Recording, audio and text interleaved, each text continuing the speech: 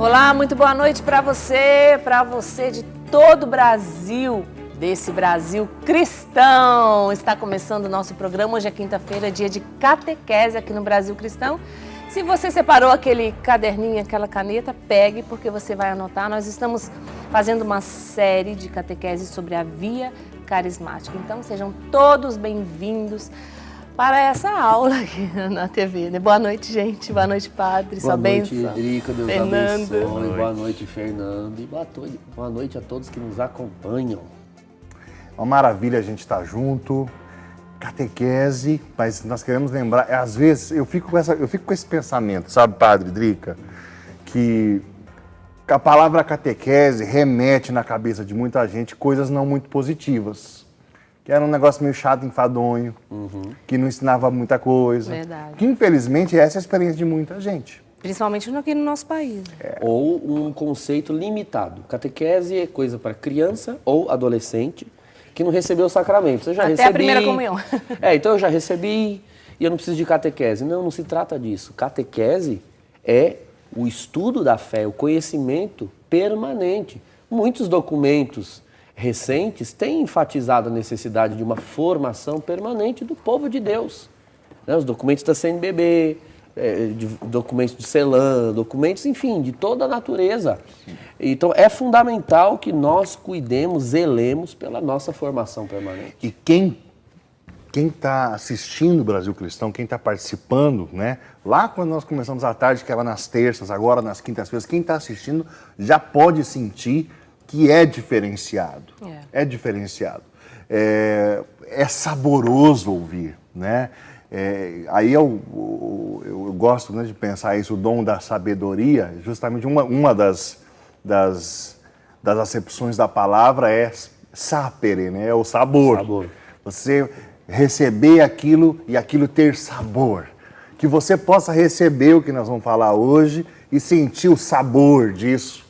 E que isso possa penetrar seu coração, né? A catequese mais gostosa é aqui no Brasil Cristão. Exato.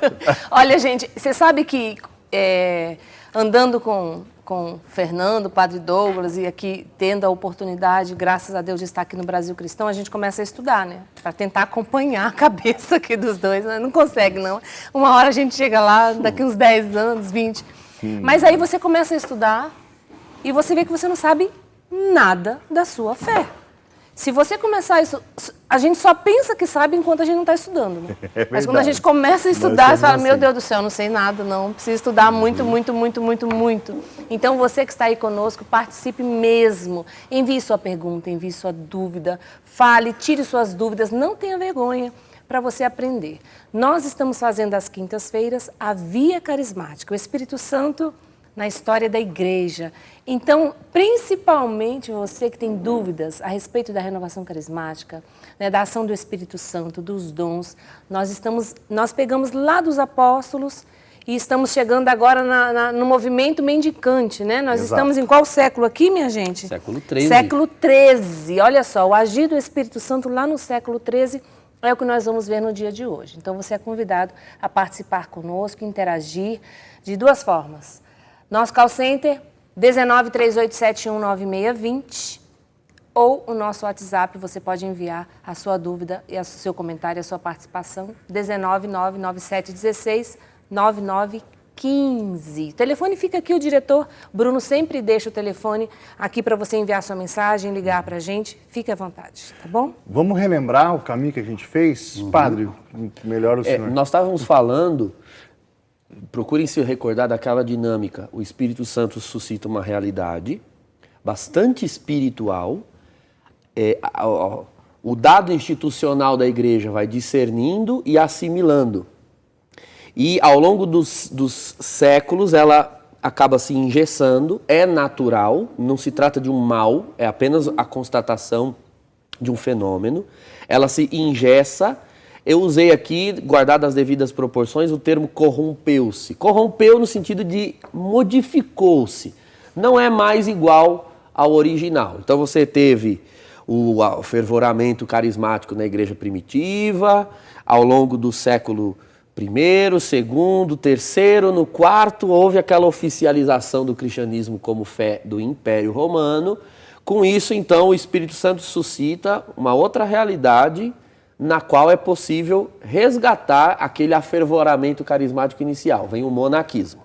O monaquismo também, ao longo dos séculos, como afervoramento inicial, século V, ao longo dos séculos foi também sendo assimilado pela instituição, também se institucionalizou e deu uma bela engessada.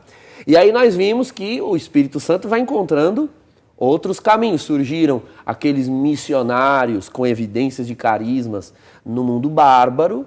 Nós citamos São Patrício, nós citamos São Bonifácio, Cirilo e Metódio, poderíamos citar vários.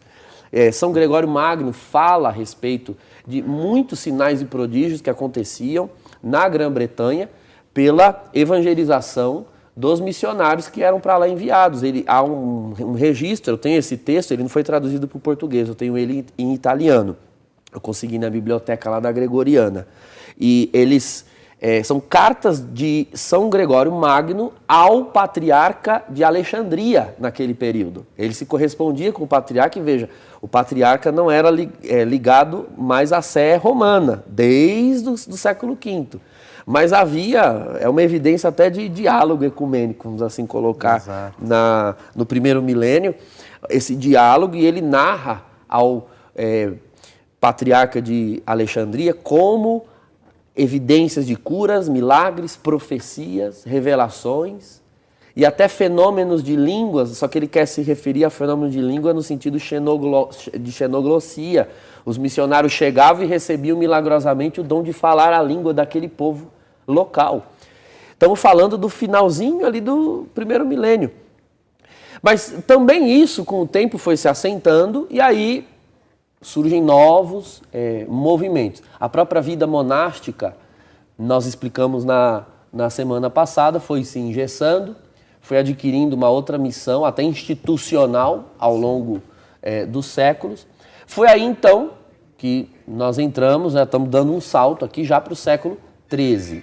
Surgem, no século XIII, entre o século XIII e o século V, as novas ordens. Primeiro, novas ordens monásticas. Então, como a ordem monástica se engessou, surgem novas ordens nesse período para resgatar aquele mesmo afervoramento espiritual carismático do princípio. Então, nós podemos citar aqui já a ordem cisterciense, que foi fundada por Robert de Champagne.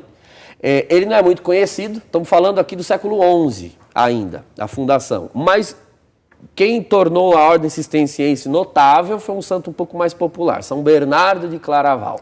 Ele não foi o fundador, mas ele tornou conhecido o carisma de Cister. Depois a famosa ordem carmelita, que todos nós conhecemos. O Carmelo foi fundado no século XIII, ano 1200, por São Simão Stock, não é? De 1200 e depois de 1200 a 1265, São Simão Stock, que funda essa ordem no topo do Monte Carmelo, para seguir os passos do profeta Elias. Lindo. Não é? Depois Alberto de Jerusalém, Nuno de Santa Maria, são carmelitas que viveram a espiritualidade ali no Monte Carmelo. Nós vamos ouvir falar de novo do Carmelo lá no século XVI, mas estamos falando do século XIII ainda, quando vão surgir reformas dessas ordens anteriores, sobretudo por São João da Cruz e Santa Teresa de Ávila. Mas quando ela surge é no século XIII, com resgate de afervoramento carismático. Eu queria fazer uma pergunta para a gente levar para o outro bloco. Sim. O Papa Francisco ressuscitou um termo do cardeal Suenens para explicar o mover carismático do século XX. Ele fala de corrente de graça. Será que a gente pode usar esse termo, esse conceito de corrente de graça para esses diversos moveres ao longo da história? Eu acho que a gente podia conversar um pouco sobre isso. No próximo bloco. No nosso próximo bloco. Aí você junta as suas perguntas e as suas dúvidas. A pergunta do Fernando, envie para nós no nosso WhatsApp, 19997169915. Estamos aguardando, já tem muita gente participando aqui também nas redes sociais, na nossa página.